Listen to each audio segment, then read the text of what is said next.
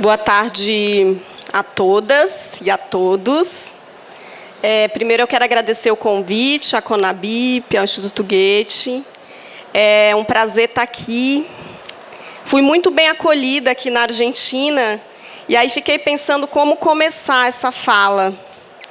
E nas comunidades que a gente trabalha, em grande parte, que são comunidades tradicionais da Amazônia, e eu sou de lá também, sou do interior, a gente usa muito o corpo, a expressão do corpo, da voz, porque isso também é biblioteca, é vida, né? É vida que pulsa.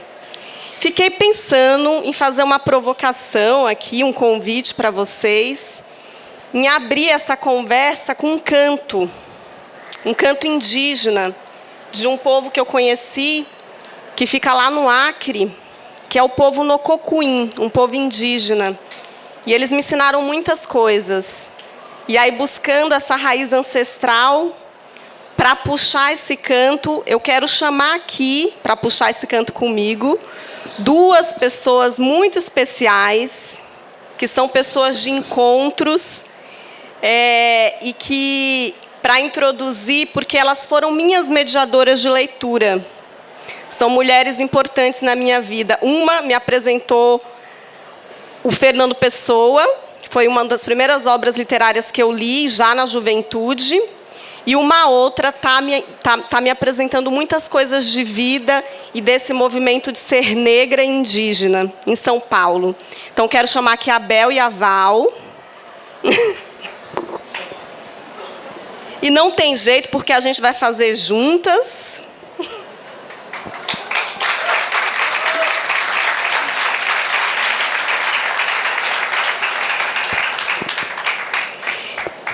Tenho dito e reforçado muitas vezes que o nosso corpo é um corpo político, né? E essa presença que é muito importante. Então, a gente tem aqui uma afro-indígena do Tocantins, que mora em São Paulo. A gente tem aqui uma paulista. Negra de São Paulo. São Paulo. Paulistana de São Paulo também. E aí, para puxar esse canto, eu convido vocês a ficarem de pé também, para a gente dar uma acordada.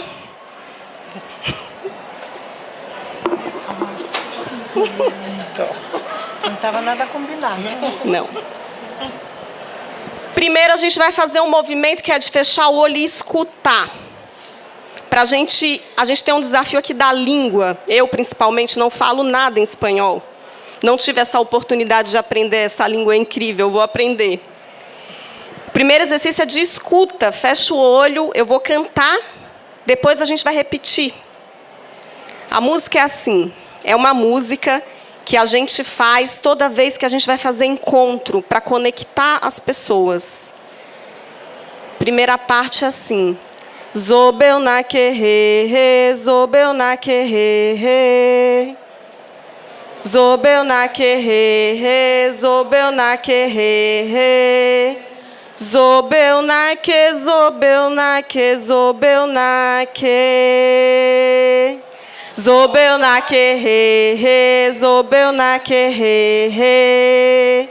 Zobel na que, re, zobel na que, re.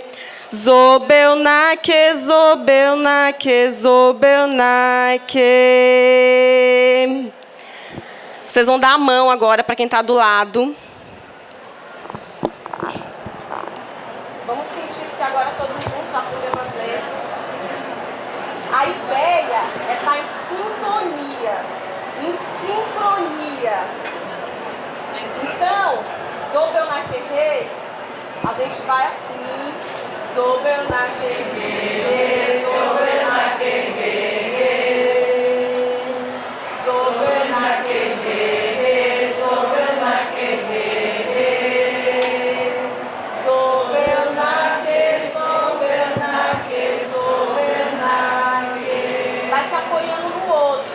E aí vai aumentando. Zobel na querê, zobel na querê. Zobel na querê, zobel na querê. Zobel na que, zobel na que, zobel na que. Zobel na querê, zobel na querê.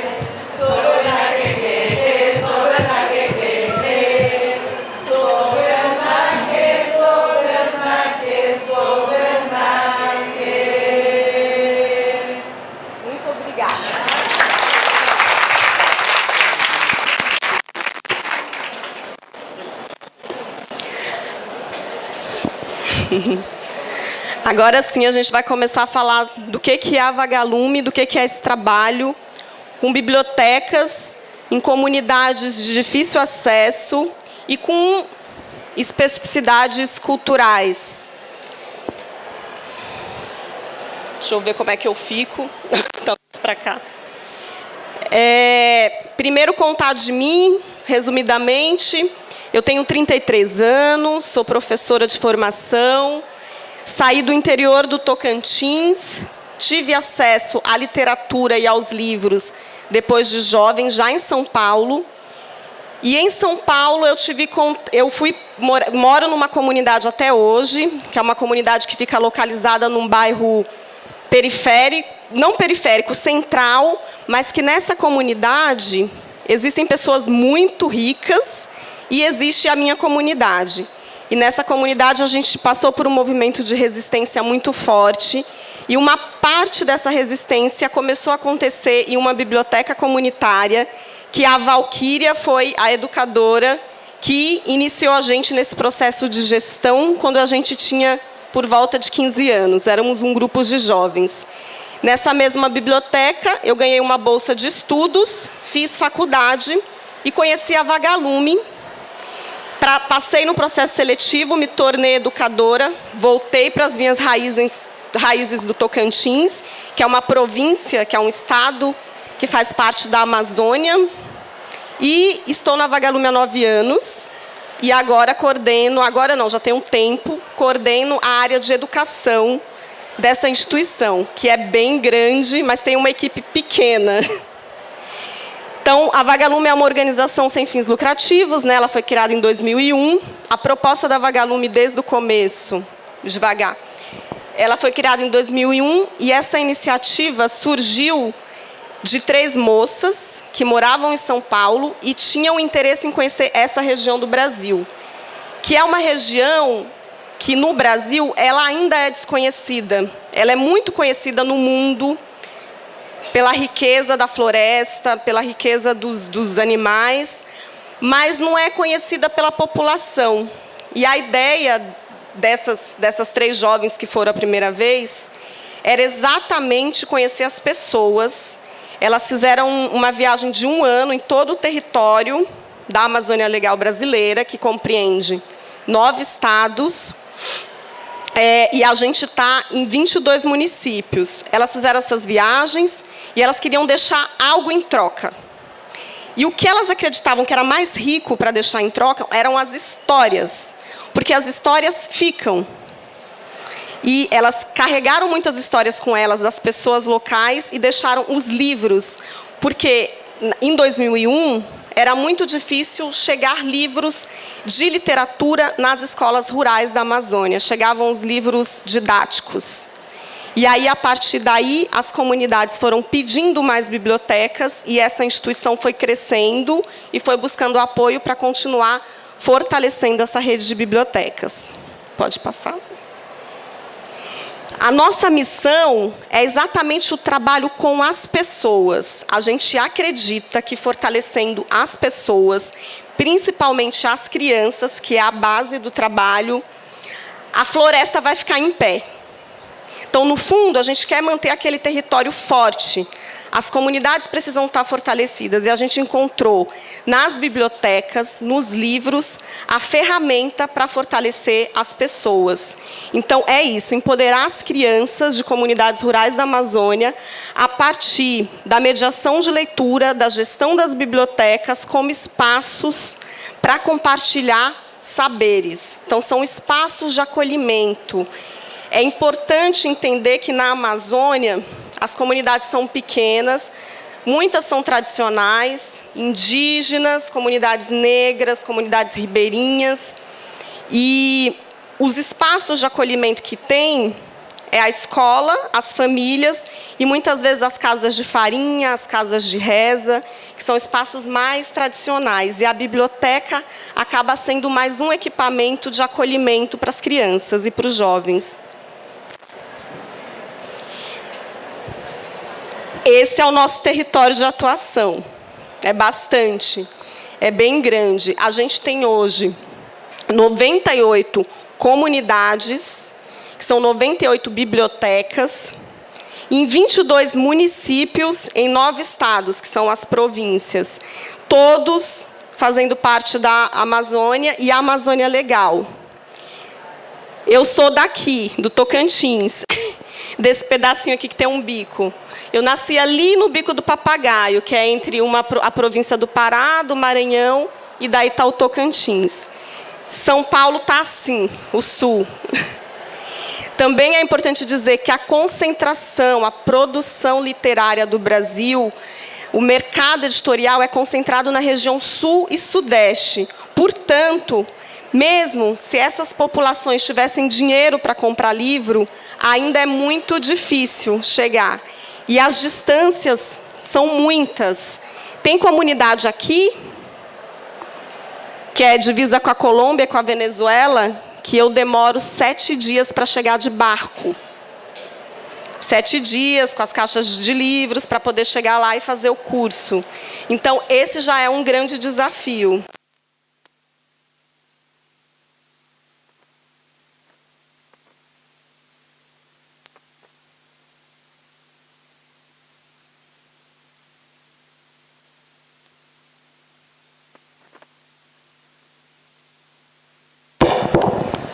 Um outro desafio é essa pessoa ficar paradinha. Então, aqui é um pouco de dados para vocês terem uma ideia de contexto, né? Tá ruim de ler, mas é isso. A Amazônia está em 67% do território no Brasil, são 24 milhões de habitantes e possui a metade da reserva ambiental do planeta e a grande na Amazônia. Então, é um recurso importante, é uma floresta importante para todo mundo.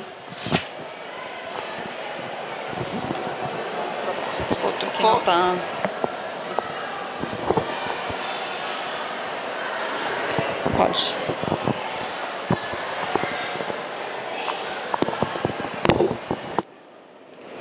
Aqui são um pouco mais de números do que a gente faz. Então, a gente já distribuiu. Esses dados são dados correspondentes até 2016. Mais de 100 mil livros. A gente já formou mais de 4 mil mediadores. A gente tem uma rede forte de multiplicadores, que são pessoas que a gente forma. Hoje, como a gente funciona? A nossa sede fica em São Paulo, mas a gente é só um mediador. A gente já forma pessoas locais desses territórios para fazerem a coisa chegar nas comunidades. Então, a gente forma multiplicador para poder formar novos mediadores. É assim que a organização se sustenta, com essa rede de pessoas. Todas as pessoas que atuam nessas bibliotecas comunitárias são voluntárias. Então, é um trabalho voluntário e o nosso grande investimento é na formação e na estrutura da biblioteca. Então, 25 mil crianças impactadas. Esse número é referente ao número de estudantes das escolas, mas a gente tem um público direto de 9 mil crianças que frequentam diretamente a biblioteca. É uma média de 98 crianças frequentando diretamente por comunidade. Para vocês entenderem, as comunidades são pequenas, então é um número, são comunidades de 30 famílias, 50 famílias. Pode passar. Enfim, isso aqui são dados mais recentes, que a gente tem um sistema de avaliação para acompanhar as bibliotecas, e aqui são o total de livros que foram emprestados nas bibliotecas. É bastante empréstimo, se a gente for pensar no contexto dessas comunidades, que são comunidades que não tiveram essa formação em literatura, mas que agora, com a chegada das bibliotecas, desde 2001, tem. Então, é uma média de 438 livros emprestados por mês dessa rede de bibliotecas. É bastante coisa. Pode passar. Isso aí também é total de empréstimo. Pode passar, são mais números, mais para ilustrar. Esse aqui é o número de crianças, 8.109, mais certinho. Das nossas bibliotecas, dessas 98 bibliotecas, 37% está em área de preservação ambiental. 72% já tem energia elétrica. Em 2001, eram super poucas essas bibliotecas que tinham energia. Isso também era um desafio. Hoje, a gente já tem 72% com energia permanente, mas 28% estão em áreas bem remotas e ainda carecem de muitos serviços públicos. 12% não chega a correio. Carta, nem pensar. Também é um desafio. Para a gente mandar o material, tem que chegar na zona urbana, que é na cidade. Aí tem que dar um tempo para poder pegar o barco, para poder chegar tudo na comunidade. Por isso que a gente precisa dessa rede de pessoas. E 74% fica nas escolas. Isso é importante vocês entenderem. As bibliotecas comunitárias, elas estão distribuídas em diferentes espaços. Grande parte está nas escolas, mas tem em casa de morador. Tem uma parcela agora que a gente tem cada vez mais incentivado, que é construir os seus espaços próprios. E tem uma outra parte que fica em centros culturais que já existem nas comunidades. E aí um pouco de como a gente atua. Então, como as bibliotecas são espaços de compartilhar saberes, pode passar. Tem sempre essa estrutura de livro no chão, livro acessível. A gente tem toda uma lógica de pensar esse investimento de estante, de tapete, de livreira, para o livro sempre ser o ator principal e sempre estar no alcance das crianças. Esse aqui é um projeto. Então, a gente tem...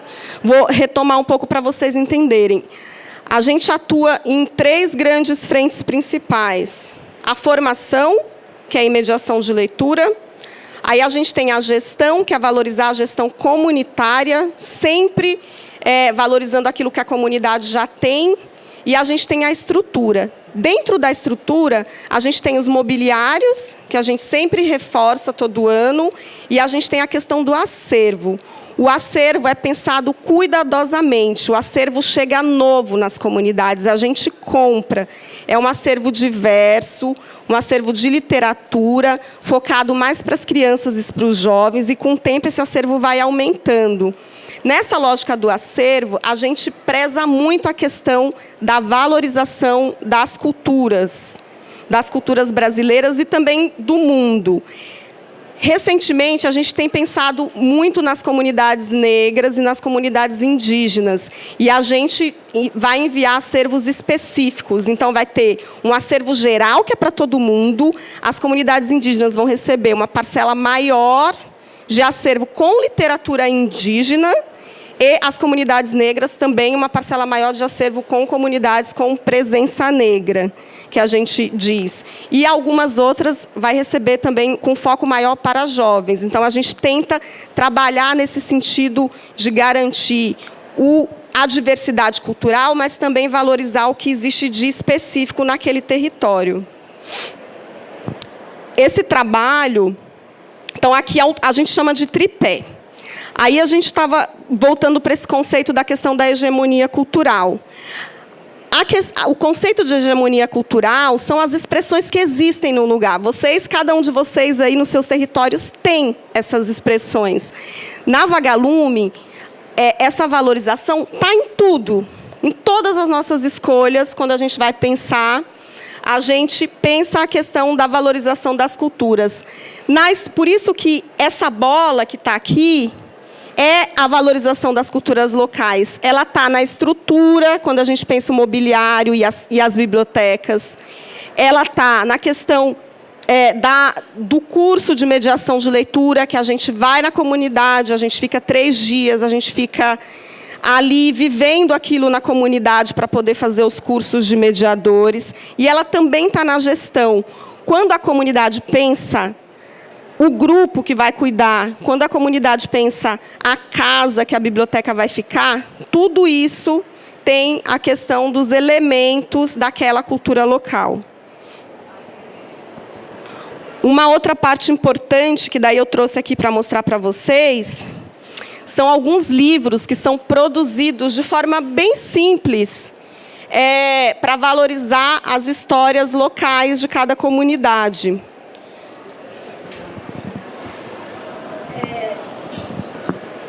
Então, aqui é um exemplo, dentro desse curso que a gente faz na comunidade, tem uma hora que a gente senta, escuta os mais velhos, que são os contadores de história, e daí, quando autorizado por eles, a gente produz livros que trazem essas histórias, com materiais simples, que a gente leva.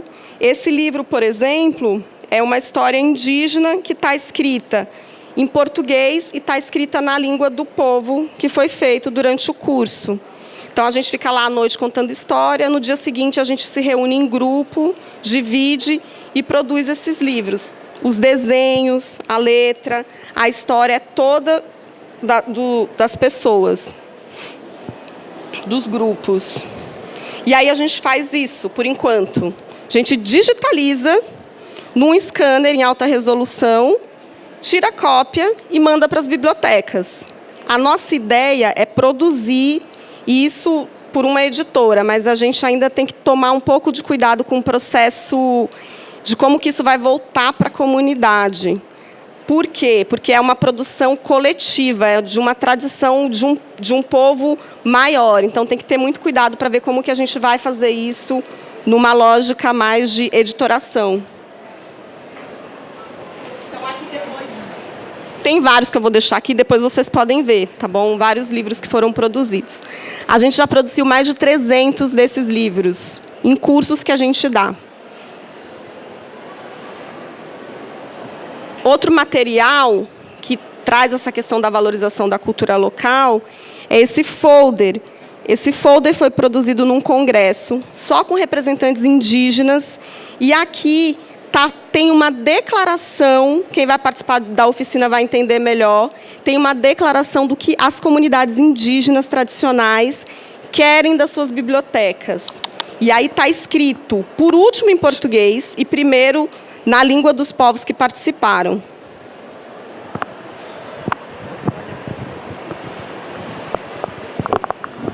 E aí a gente também tem um outro programa, esse programa que eu expliquei, que é das bibliotecas, ele chama Expedição. Tem um outro programa que é o programa Rede, que é um programa de intercâmbio, ele é menor, mas ele é muito importante, onde as crianças dessas comunidades, adolescentes dessas comunidades da Amazônia, trocam cartas sobre quem são eles e qual o meio ambiente em que eles vivem, com adolescentes de São Paulo e agora do Rio de Janeiro, e a gente já até trocou com Israel. Então, é um programa de intercâmbio cultural para fortalecer esses jovens, para empoderar, para eles falarem como que eles se sentem e para eles perceberem as diferenças e as semelhanças entre eles. E aí, quando a gente consegue recurso, a gente produz materiais como esses, que são livros que têm o diálogo, as conversas e os desenhos desses jovens. E daí aqui tem 2 livros que depois eu vou sortear na oficina.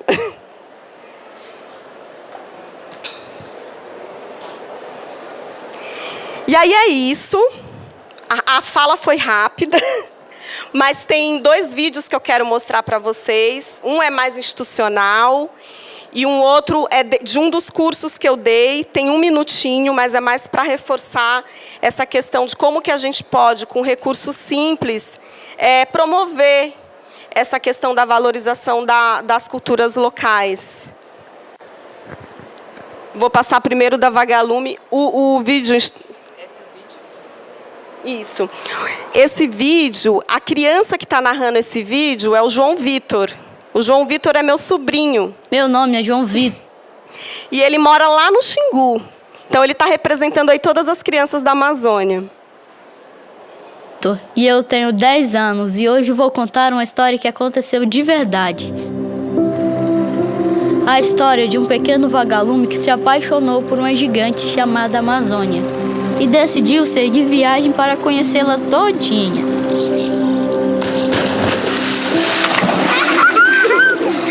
Chegou contando histórias que deixaram a gigante Amazônia zonza. Você é um crocodilo. histórias sobre o céu, o sistema solar, outros povos e outras línguas. O povo da aldeia saudava seu rei. Dundalá, salve o rei, Saruê. O vagalume pequenino também queria conhecer histórias. Ele teimou em aprender a fazer farinha, canoas e ouvir o som da matita pereira no meio da pelada. A união do pequeno vagalume com a gigante Amazônia ficou assim muito estável. Juntos, eles construíram muitas casas e deram a elas o nome de bibliotecas. Nelas penduravam livros à moda fruta no pé. Pé de livro é uma coisa que pegou bem. Perguntou ela a vaca, que ruminava ali perto. O vagalume incentivou a Amazônia a contar histórias, muitas e sempre, fazendo brilho nos olhos dos meninos e das meninas. As histórias fazem isso com a gente. Joana canta e dança mar abaixo, uma música que veio lá da África. Depois corre para escrever o que sentiu. Com a luz do vagalume, tudo foi virando história. Eu decidi que vou ser poeta para contar ao mundo histórias como a do pequeno vagalume que amava uma gigante. Se você, como eu, acredita que as histórias podem mudar o mundo, ajude a Vagalume a continuar transformando a vida de milhares de crianças na Amazônia. Sou a Jéssica. Meu é Leide. Faça parte. Cada ajuda é um brilho que vale muito.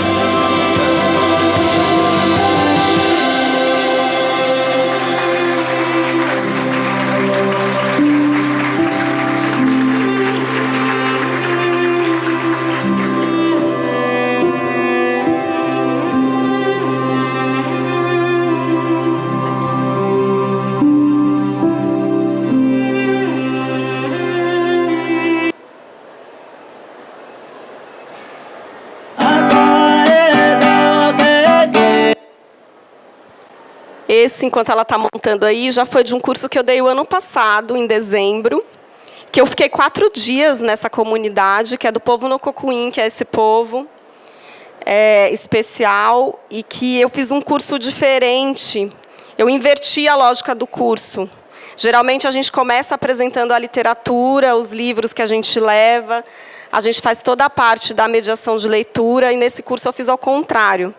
Comecei pela oralidade, ouvindo as histórias dos mais velhos, produzindo os livros, e daí, depois, a gente foi falar da outra parte da literatura, que é essa escrita que a gente leva nos livros. E foi marcante, assim. E daí esse vídeo ilustra esse curso.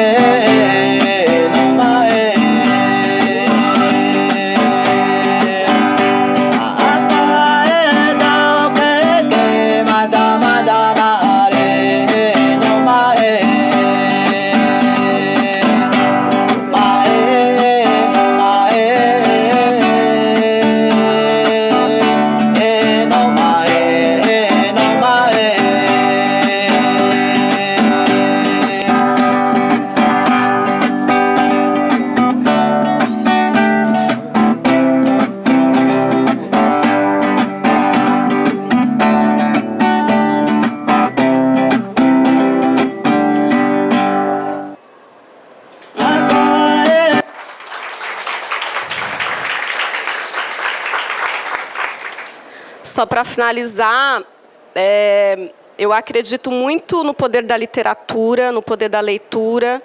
Eu sou prova concreta disso. E eu acredito que é só através da educação e desse trabalho e do fortalecimento dessas redes.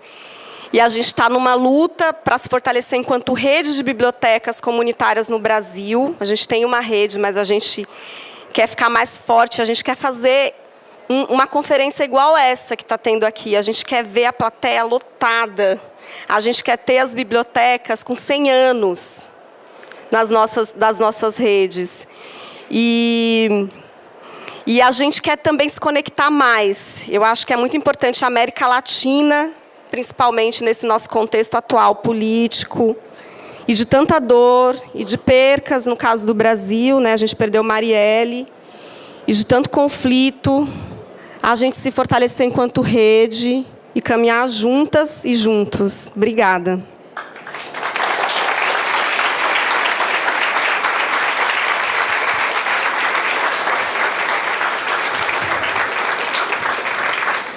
Bueno, antes de despedirla, me voy a dar el derecho a hacerte una pregunta. En primer lugar, veo alguna similitud, como quizás lo encontremos en las exposiciones que siguen, respecto al modo más eficaz de entusiasmar con la cultura, de revelar la cultura, y coincide la exposición de Mayerly con la tuya en reconocer al otro como un sujeto, sean los niños o sean las comunidades en términos culturales. Son sujetos y no objetos, ni de la cultura ni de la historia. La consulta que te quería hacer es la siguiente. Una de las actividades importantes que ustedes realizan tiene que ver con la capacitación de mediadores de lectura.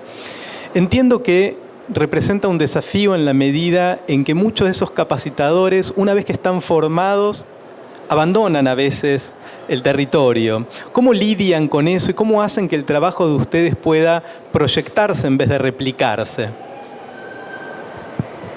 A gente sempre brinca que a gente vai ter que ficar uns 500 anos na Amazônia, porque é a formação contínua. A gente tem que formar muita gente mesmo, formar todo ano.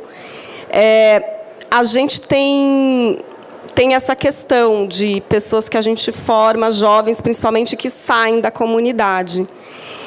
E a gente repara isso com novas formações, porque daí, e cada vez a gente está formando adolescentes, porque ficam mais tempo. E daí tem uma rede forte de pessoas que ficam na cidade e que a gente forma para poder ir nas comunidades e continuar. E tem uma questão que eu acho que as pessoas ficam, e tem uma rede que fica que tem 16 anos na organização, que é a troca. Colocar as pessoas juntas. Elas se fortalecem e elas permanecem no projeto. Então, encontros como esses, conferências, a gente faz muito congresso, pelo menos um por ano. A gente faz encontro nas províncias para reunir as pessoas que atuam nas bibliotecas. Elas trocam experiências. E esse contato, essa proximidade fortalece e faz com que as pessoas fiquem. E a gente forma muita gente todo ano. Então, todo ano tem que ter curso de mediadores de leitura nas comunidades. É isso.